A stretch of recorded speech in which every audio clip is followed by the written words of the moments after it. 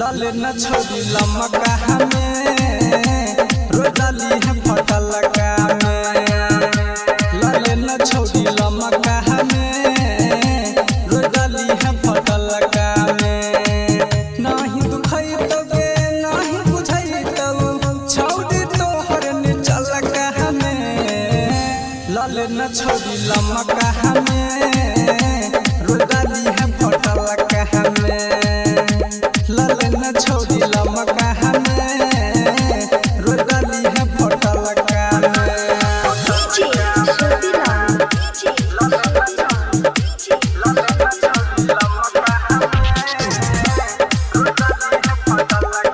Radhika recording studio Saharsa.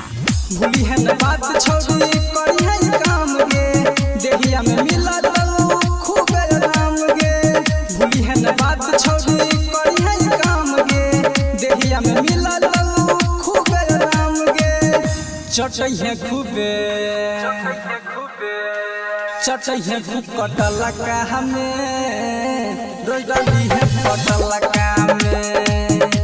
लाले न छोड़ी लमका हमें रोजाली है फटल का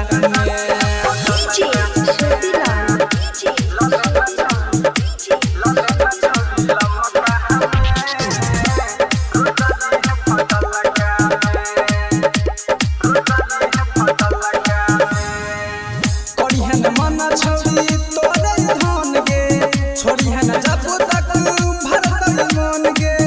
करी है न मना छोड़ी तोरे धान गे छोड़ी है न जब तक भरत मन गे कहे छोड़तन चपल का हमें रोजाली है फटल का में लाले न